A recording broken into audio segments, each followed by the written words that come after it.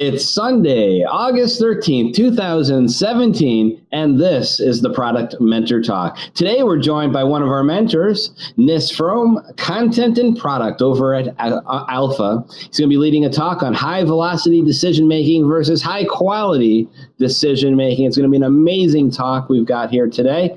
So just let me briefly explain the format for those of you who might be joining us for the very first time. The people you see along the bottom of your screen are mentors and mentees in the current session of the Product Mentor Program. Product Mentor Program pairs up mentors and mentees for a duration of about 6 months to help up everyone's skills, help mentees kind of take their skills to the next level. They're all in product management. Some are a little bit newer to it than others, but at the end of the day, it's about helping make better product decisions that hopefully result in some better products along the way. We've got people all around the world. Our mentors and mentees are from everywhere. You get paired up one-on-one for that duration of those 6 months. So what we're going to quickly do is some introductions of the people in the room, and then I'll introduce myself and tell you guys a little bit more. And I'm going to start with the person immediately to my left, and that person is Vipul. Say who you are, whether or not you're a mentor or mentee, where you are, and anything else you might want to add about yourself. Hello, everyone. My name is Vipul Musale. I'm a product manager working for a company called Cornerstone On Demand. We are based out of Santa Monica, California. We are a talent management company, and I'm a mentee. Outstanding. And over the Sherzad. Hi, everyone. My name is Sherzad. I'm based in Berlin. I work at the company called Here Technologies. We work in the geolocation services and content. So I am also a mentee in this program. Yes. Rashid. This is Rashid, and I'm a mentee. I'm based out of Toronto. I work as a product manager for ADP. This particular topic is very close to my heart because I'm living this thing every day. So I'm happy that we are talking about it. Yep, Nis always does good topics. And we'll go to Nis. My name is Nis Frome. I work at Alpha. You'll hear about me a bit more. I'm in New York City, and I'm a mentor. And John. Hey, everyone. I'm John Kress. I'm a product manager at Barnes & Noble, working on the mobile website, and I'm a mentee in the program based in New York. Outstanding. And I am Jeremy Horn, a.k.a. the Product Guy, and I will be moderating here today. So as the questions come in at theproductmentor.com/live, along the top of that page, you'll see video. On the bottom, you'll see a place where you can post questions. As the questions come in, as long as they're related to the topic of the day, I'll pass them along to Nis in fairly real time. If the questions are more generic or regarding product management or life, I will still ask Nis those questions, but I will save those more generic things until the end today. And also, if anyone is interested in signing up to be a product mentor, we can always use more mentors. We're in over 20 countries around the world. Please do sign up. Go to theproductmentor.com. Read our FAQ. If you're still excited about being a mentor after reading that, definitely sign up. We'd love to talk to you. But with all of that said, let me hand it over to Nis to take it away with today's talk. Hey, everyone. Thanks for tuning in. Thank you, Jeremy, and the Product Mentor Program. I think this is my 4th talk, so it's really exciting to be back. And I'm going to be talking about sharing insights into how to shift from high-quality decision-making to high-velocity decision-making and what that means. But first, a little bit about me. Co-founded a company called Alpha. We have a platform to drive experimentation, and we work with multinational organizations like Aetna, Prudential, and Pfizer. So we sort of sit at this intersection of companies doing things the same way they've done them for a century and doing things in a nimbler, more customer-centric way. So I'm going to focus a lot on that throughout this talk. We also have some resources that you may be familiar with, and if you're not, I definitely encourage you to check them out. Our podcast is This is Product Management. Jeremy has been on that. It's a great episode. And our Medium publication is Product Management Insider. So if you couldn't guess from the titles, they're pretty relevant to everyone here.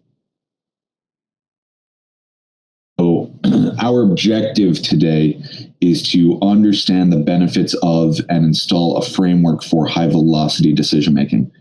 Similar to past talks I've given, the shift isn't binary. It's really a wide spectrum, and you may not be doing any of the stuff I'm going to talk about. You may be doing a lot of it already.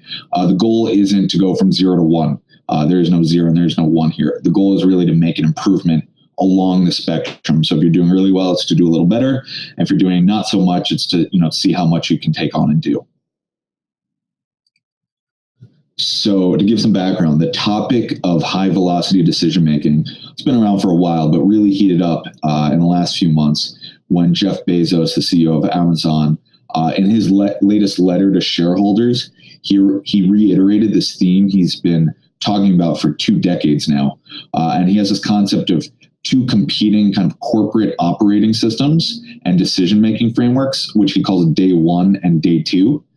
And there's a variety of differences between them. And I've taken some quotes from his letters and his talks over the last 20 years to try to describe this day 1 versus day 2. So he talks about a starter pack for day 1, including session, a skeptical view of proxies, the eager adoption of external trends, and high velocity decision making. And he compares that to day 2, which he says is about high quality decisions. And he says day 2 companies make high quality decisions, but they make high quality decisions slowly. And last, and this is kind of his analysis of day 1 versus day 2. He says most decisions should probably be made with somewhere around 70% of the information you wish you had. If you wait for 90%, in most cases, you're probably being slow. Plus, either way, you need to be good at quickly recognizing and correcting bad decisions. If you're good at course correcting, being wrong may be less costly than you think, whereas being slow is going to be expensive for sure. So my team actually took more of his quotes and some other strategies implemented by organizations and compiled a list of differences between day 1 and day 2 you can read about here. There's certainly pros and cons to each. For example, in day 1, failures, or this notion of failing fast or failing occurs, and patience is required to realize return on investment in new ideas. Meanwhile, in day 2, companies benefit from some level of predictability, whether it's legitimate predictability or a faux sense of predictability, you can argue about that. They can increase the efficiency of their existing businesses and maximize short-term profits. Bezos acknowledges all of this, but ultimately says that day 2 is stasis, followed by irrelevance, followed by excruciating painful decline, followed by death. And that is why it is always day 1 at Amazon. So I think his assessment is a little bit melodramatic, but many of you may be living through some of the pain he's pointing to. I don't know necessarily about excruciating painful decline and death, but perhaps stasis and faltering into irrelevance. And I got these from a few different sources at the bottom, and I'll share all the reading at the end of the slide. Some of the numbers are kind of unbelievable with regard to day 2 processes and slow decision making. I read some numbers. 1/3 of products are delivered late or incomplete due to slow decision making. That speed of decision making is like the number 1 bottleneck when it comes to internal communication and problems with regard to that. And that also for every 60 minutes a product team works, they spend 3/4 of that waiting on decisions to be made, or another 3/4 of that waiting on decisions to be made. So it's a lot of thumb twiddling, you would say. And many of you may be familiar with this, recognize this to some extent. And when you compare that to the verdict of day 1 companies, I kind of think this chart says it all. Amazon's complete disregard, and Amazon, not just Amazon, but other companies, Netflix, Uber, complete disregard for the status quo and their willingness to cannibalize their own business has clearly led to enormous growth. I think there's something to day 1 and high velocity decision making. And by now, many leading organizations have embraced some variant of it. So now we're going to talk about what that is, what that actual operating system looks like. There's 3 aspects of shifting to high velocity decision making, beginning with your organization, and then your team, and finally you as a product manager. Of course, there's something you can do in each of these, but this is kind of how I break it down. First, organization. Second, with regard to your team. Third is like very independently things that are about you. And I'll go into each in more detail over the next few slides. So let's start with the organization and balancing operating systems. So when it comes to your organization, the first insight is that you don't need to apply the same decision-making speed to everything. A really great description I heard, we did an event on this, and a head of product at a large organization kind of described this as pockets of day one within a day two infrastructure. So for example, some teams might have permission to experiment, whether they're in an innovation lab or just some digital product teams, whereas others really need to move slowly and have a lot more, maybe bureaucracy. And it turns out that even Amazon, again, there's not a talk about Amazon, they're just, a really good inspiration for this sort of thinking. But even they have day two processes when it comes to hiring. Bezos once said that he, quote, rather interview 50 people and not hire anyone than hire the wrong person. And that makes a lot of sense. So to enable good decisions at speed and to enable day one, sometimes you need to have a day two framework. Certain processes don't need to move so quickly. You have to identify in your organization which needs to move quickly and which doesn't. So like which is where the status quo is beneficial and where it's not. And you can't just come in and say it all needs to be torn down and redone and everything needs to be like a startup where we have no existing processes or anything like that. You really need to contextualize where some of this slow moving bureaucracy is okay and where some of it does need to be addressed. And then when you do need to address it and when you do find an area where you need a day one operating system, I don't necessarily want to encourage everyone here to be a fearmonger, but odds are that a simple conversation isn't going to work about how do we shift from day two to day one.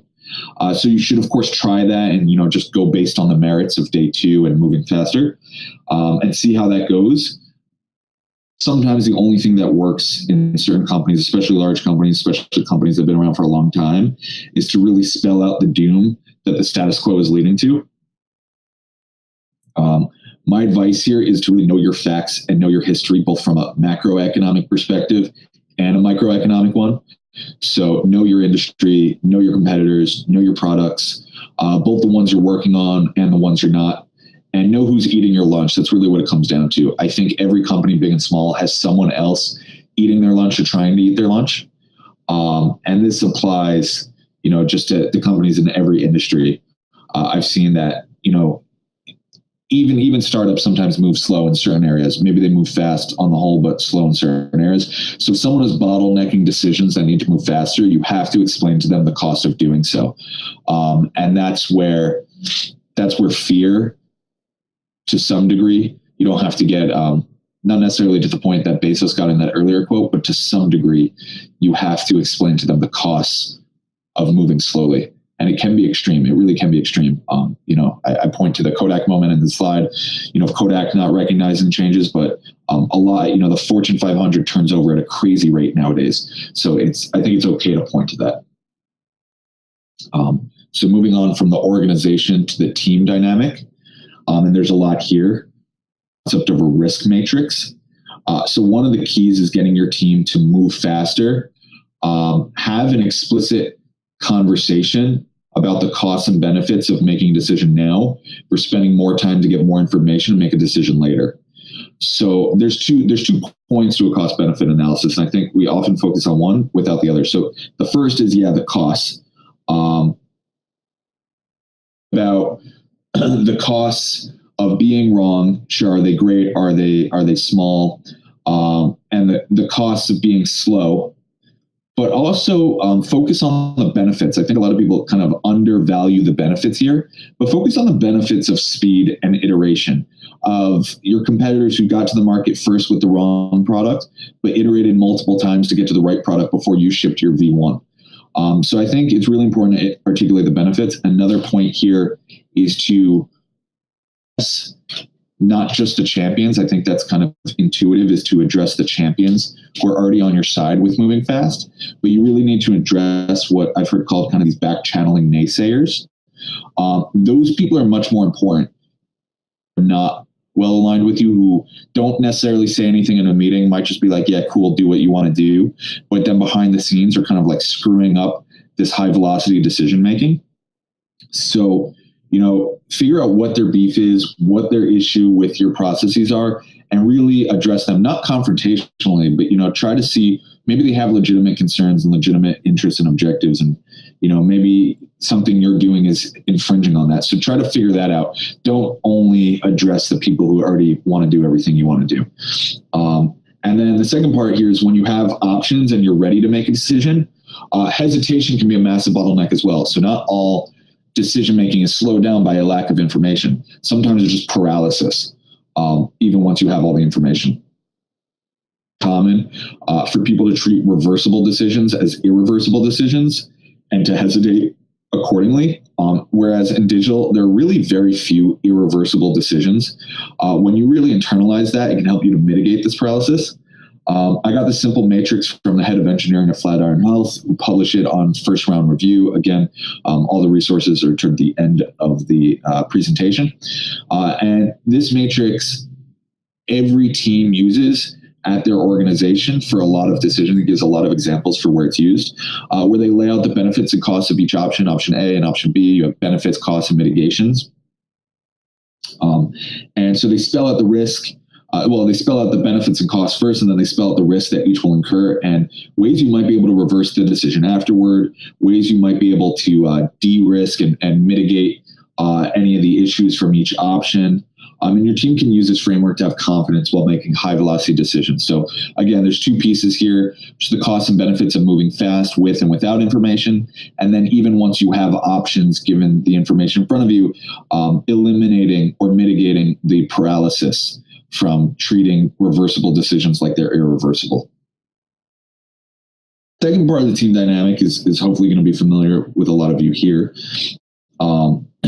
This is really one of your most important roles as a product manager, is that you need to synthesize and communicate the company's vision to your team. And doing so removes a lot of the uncertainty associated with certain decisions. So, here in the Product Mentor, and at hopefully a lot of your organizations, my organization, we use OKRs and objective-driven management, which are just major breakthroughs. Whereas opposed to if you give someone a task without context, it's like giving your engineering team a spec without explaining the problem you're solving. They're often left guessing and making a lot of assumptions. They do the task, they'll probably do it wrong. But more likely than not, they'll hesitate throughout the entire process, wondering what the objective is because your spec or task is incomplete or ambiguous. Whereas if you offer a shared vision to your team, it gives them so that many of their assumptions are dispelled and they have criteria for tasks and tactics that kind of cascade from that vision. So, your C-suite might set an objective for the quarter or for the year, and that cascades down to a department that are aligned with the C-suite, and then it cascades down to your team. And instead of just giving everyone tasks, explain what the organization's objectives are, the department's objectives, your team's objectives, and this speeds up and increases the quality of decision-making thereafter. And now moving on to the third section, we talked about organization, we just talked about team, and now we're going to talk about you as a product manager, what you can do. So, and how you can independently drive higher velocity decision-making. So earlier when I referred to Bezos' quote, it's easy to interpret him as though high velocity decisions are the same as low quality decisions made without adequate information. And while there is a trade-off, it's not true that velocity means low quality decisions mean high quality. It's definitely not true. There are things you can do to still de-risk and inform quick decisions. So we recently surveyed 140 product managers about a variety of activities, including road mapping, reporting, collaboration, experimentation. And one data point to me was this huge increase of the number of product managers who do ad hoc rather than recurring experiments, the larger the organization is. So you can see it's around like 30% of smaller organizations are doing ad hoc experiments. Whereas when you get to these larger multinational organizations, it's about 50%, more than 1 in 2 product managers do ad hoc. And at first you're like, well, what's the issue with doing ad hoc experiments? And the problem is, I think that it's really reactive. And if you only generate data when it's time to make a decision, you're like by definition bottlenecking that decision. You need to be continuously generating data in parallel and anticipation of decisions coming up down the road. I'm not saying just to do research in any direction, boil the ocean, but anticipate some of the decisions you're going to have to make down the line. Because discovery and customer development aren't phases at the beginning of a project. I'm sure many of the talks today, or many of the points from the talks today, and many of the talks that Product Mentor, I know historically, talk a lot about how discovery and customer development aren't phases at the beginning of a project. You don't make all the decisions at the beginning of a project. As a product manager, you probably make dozens of decisions a day, and you can't wait to start generating data the moment you need to make a decision. You need to have data already. So part of high velocity decision making means making fresh and robust data available continuously. And that's your job as a product manager, to have that information available to your team, qualitative, quantitative. Be interviewing customers and be bringing customers into the office on a recurring schedule when you think you're going to need them at a point of making a decision, but have that always available. And then the last piece of advice about you and about this manual is really about your mental state. And this really could apply to most manuals. Be prepared for the long haul. Change, especially in large organizations, is really, really hard and can take a very long time. And even when change is occurring, it can be tough to notice while you're in the trenches. I thought about making this slide actually one of the first points in the manual because I think it's that important, but that would have, of course, messed up my framework. So nevertheless, it's really important that don't burn yourself out, because if you do, the rest doesn't matter.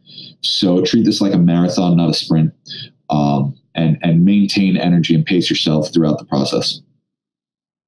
So to wrap it up, let's just talk about a few areas you can apply high velocity decision making.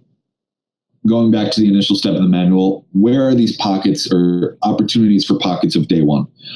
Find reversible, low risk, high impact areas to make decisions quickly with data or can already make available. So maybe it's about selecting which API to use and not going through a full RFP or analysis if it's a non-critical part of your product. Perhaps it's about assigning responsibilities within your team or increasing your release frequency. If you're exploring new product concept, a mock sales deck of it quickly before investing in engineering. There are a number of areas where moving fast and iterating is more important than moving slow and making the so-called best decision, which in reality, like we've talked about, probably isn't even the best decision. And then, as promised throughout the presentation, here's some resources I've referred to throughout this talk with even more insights about high-velocity decision-making. So the first one on our blog, you just Google Alpha, how to product teams embrace high-velocity decision-makings, Harvard Business Review, how companies can learn to make faster decisions, and first-round review and interview with the head of engineering at Flatiron Health about his matrix to help growing teams make great decisions. Finally, I turn this over to you. Try to think of just a few areas where your organization, your team, or you personally are bottlenecked, taking way too long to make decisions that are reversible, that need to be made, and that are slowing down progress. So what can you do? What can you do to drive change and speed up decision making? Thanks. Cool. Just had a question come in from Rashid. Take it away. So, hi. My question is, when you talk about decision making, most of the time there are multiple stakeholders involved in the process of decision making. So, is it fine to consider give and take in the decision making process? And if yes, where should we draw the line? And it would be great if you can share some examples where we should be willing to do give and take, where we should not negotiate. Yeah, that's a great question. I don't necessarily think that's much of a choice. I think give and take is, your only choice in product management. So there's actually an article I can share after this around negotiation for product managers. A really good article from the head of product at Exo Group. Did just like a full analysis of how to be better at negotiating. So I think the first thing is really the empathy part, and I talked about that, where it's understand where other stakeholders are coming from. Like, why do they want things to be slow? What are they scared of? Figure out what they're scared of, and often if you can talk to them about what you're scared of as well, and try to get them, like, have the empathy to get them to have empathy for you, kind of, you may find that you're not that far apart. Because hopefully everyone wants the company to do well, and that you're kind of all in this together. You're all in the same boat. And if you're sinking, they're sinking too. And if they're sinking, you're probably sinking too. So that's kind of powerful. Of course, you're always going to have stakeholders that just refuse, right? And they want things to be the way they are. And then sometimes, there's a couple different things you can do. I talk to product managers who experiment secretly, right? And they do things on their own, and they just decided, I'll ask for forgiveness instead of permission. And for the most part, it works out. For the most part, they do it.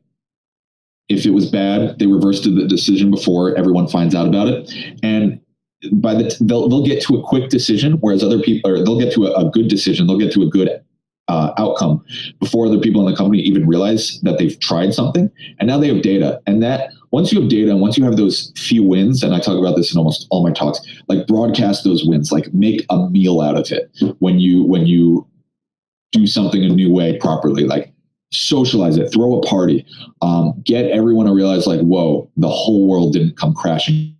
How do you help change the culture of an org to be more day one if you do not have the political power necessarily to do so?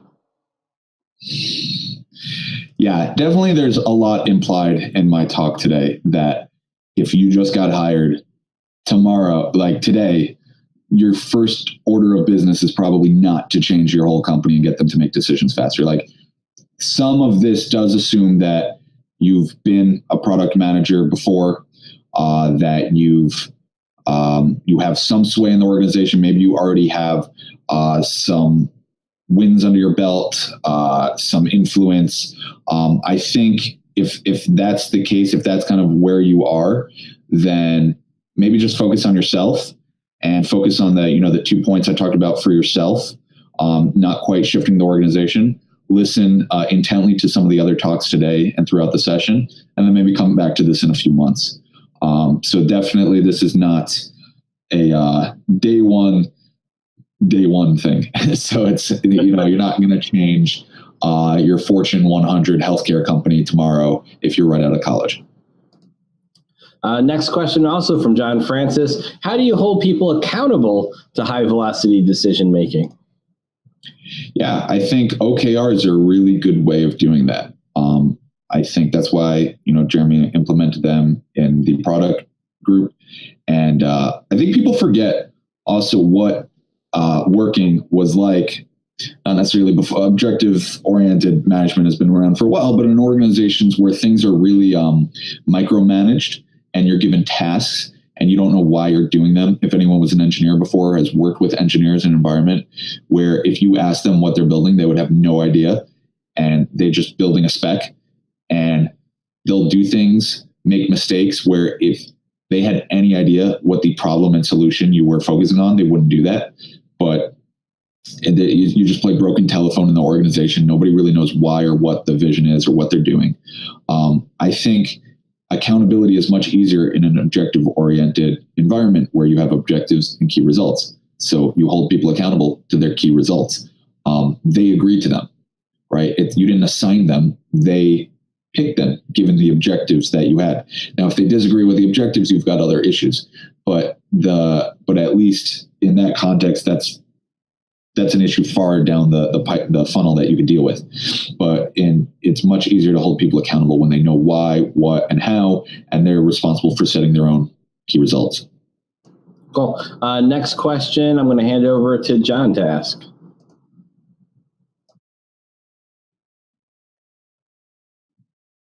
Hey, great talk so far. I've really enjoyed it. 2 questions for you. First, do you ever use a project's level of effort as an indicator of whether you should make a high velocity decision versus, let's say, a high quality decision? I imagine some of my colleagues asking me, well, if this is a 6-month lift for a project, I'm not sure if we should be making this decision so quickly. And also, do you have a personal example of a high velocity decision that you made? I'm not talking about like where you got pizza from, but I'm talking about in your work life. Yeah. So for the first question there on if it's the effort of a project, I would say you've got to reframe the question there. There aren't too many projects you should have that are 6 months. Obviously they exist, and I know you were just making up a number, but the point there being that if you start by breaking projects down into simpler parts, you'll find that very few things really have a 6 month, like, we need to do it for 6 months before we know this is the right decision or not. Like, very, very often you can find out within a few days, hey, we might need to iterate, or hey, we might need to stop this. If you have to buy a Super Bowl commercial, I don't know if you can make a high velocity decision there. But potentially you could buy other ads to the same market and see how those do iteratively to see if you should buy a Super Bowl ad. So there are a lot of ways to reframe it and think about, how we can break this project down and make higher velocity decisions around that. There are, of course, certain things that are 6 month decisions. I know in a lot of heavily regulated environments, like if you have to go through FDA approval for a drug, I don't know if you can really shorten that to any degree. But I find that most often people are not talking about those cases when they're talking about high velocity decisions. In terms of in my own career, probably all the time, one of the, let me think of a good example for now. Let me just pull up something we're working on and see.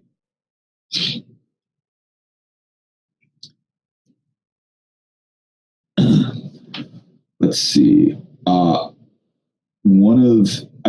lot of what we do is, I gave that example where, so we're a small organization, we're 25 people. So a lot of what we do is just pretend as if things are real before they're real and get feedback that way. So for example, a talk like this, if we're trying to figure out a topic for a conference talk, we'll just pitch 20 different ideas to 20 different conferences and have no material ready to go, whatsoever. We'll just pitch topic ideas and see if any conference is like, hey, that sounds really interesting. This high velocity decision making, I've pitched it a bunch of times and people now think it's interesting. So I had to put together a deck. I didn't create a whole PowerPoint and then pitch it. I had a few different ideas, pitched it, and then did it that way. In terms of product management, areas you could do that is, we'll often put features on our website that don't yet exist. So that's, I don't want to say that's the norm, but we'll put things on our website that we straight up do not have. And if a salesperson comes to me and says hey, Ness, where did this come from? I was on a phone with someone and they said they really wanted to see that feature. I was like, okay, good to know, write it down. And, not everyone's thrilled about that all the time, but that's a really good way to make a quick decision, de-risk decisions of building things. Awesome. Thanks. And we'll put almost no thought into whether or not to do that. That was kind of the main point there. I'll just do it. Yeah. Next question from an anonymous individual. How can you affect scenarios where stakeholders are more brand-centric than consumer-centric, leading to decisions that may be more black hat than white? Okay, there's a lot there, but kind of going back to the fear thing, you can be really brand-centric. I'm sure the people at Kodak were really brand-centric too. And where did that get them? So fear works in large organizations, and sometimes it's the only thing that works. So, don't be afraid to keep, beating a dead horse with it. And going back to the numbers, our competitors are doing this. One of our biggest customers just switched. To what end are we going to be brand centric, or whatever the term, that people who don't want to change the status quo, to what end? Sometimes you just ask them, at what point will you say that this isn't working? Give me a number, 10%, we lose 10% of our customers, revenue goes down a certain number. We can't hire anyone anymore. That's usually one of the early indicators, is that people don't want to join your ship anymore. So to what end are you going to keep doing things the way they're doing? And then it's in parallel, start doing things a different way, maybe in secret, and seeing if that works. One of the best pieces of advice, of course, I heard was from someone running a design agency or customer insights agency. He said, at some point, you may have to realize that the best piece of advice is to quit. So don't be afraid. If your company refuses to change, it may just not be the right company. And you can't force a company to change, but you can scare them into changing. You can show them the better way of doing things. You can have that data. And if they still refuse, then it's not the right place. Yeah. And that last question did come to us from Ruben McCoy. Next question, it goes to Vipul, and I'm going to hand it over to him. Yeah. So, hey, John. So my question was basically, when it comes to sunsetting a product that your company might have invested millions of dollars, resources, time in building, how do you apply the high velocity decision frame approach, or can you even do that? Or is it this approach is only focused towards building new products? No, I definitely love that question. Sunsetting a product is similar to a concept. So one of the questions I ask a lot of product managers is like, if I looked at your roadmap right now, what level of confidence do you have that everything on it is really a good idea? I say, oh, I'm pretty confident. We go through it. Like, you're sure that's a good idea? I said, well, maybe not. And so economists are quick to say like, oh, the sunk cost doesn't matter. In reality, it always seems to matter. So, like telling your marketing team that invested ad money and telling your sales people that are all trained on it and telling all these people that, well, it's a sunk cost, let's get rid of it. That's not really a great strategy. I find that that's rarely effective. But what is effective is treating existing projects and underperforming projects as resources that could go to something good. So it's not like, oh, we're just going to kill this and you're not going to have anything to do. It's like, here's what we could be doing. So you have to have an alternative. And that's the whole thing about high velocity decision making. It's not just the costs, it's the benefits. So what are you going to do with that money? Because in a lot of organizations, there's that kind of joke, if you don't use your budget, you lose it. So that's not good, right? You don't want to lose your budget. So what could it go to? What could you be doing? And maybe you don't want to use the word, we're going to kill this product. Maybe you want to use the word, we're going to reinvest resources, or we're going to refocus, or something like that. So some of it's terminology, and some of it's just having something better, because just killing products, that's not fun. Nobody wants to do that. Even though as a product manager, most of your job is saying no and killing bad ideas. But if that's all you do, no one's going to want to work with you. You have to have, a vision, something better, like the Holy Land you're bringing everyone to. And you can't spend time doing everything. You can't do underperforming products and good products. You got to do one. So it's really about shifting. Awesome. And so thank you to our speaker, Nis Frome from Alpha, for today's topic, for today's discussion on high velocity decision making versus high quality decision making. A lot of really great topic, great ideas, and also a lot of great questions and answers there at the end too. And as always, the presentation is going to get posted over to our SlideShare channel shortly. And also a big thank you from me, Jeremy Horn, the product guy, and everyone else who joined us today, and the product mentor. And also don't forget, if you're interested in being a product mentor, like today's speaker, Nis, to product people of all sorts, visit theproductmentor.com and sign up today. And also, if you're looking to fill a new product job with a great product person, visit our very own free-for-all job board at theproductjobs.com. And with all that said, thank you guys for joining us today, and I'll see you guys all next time. Bye.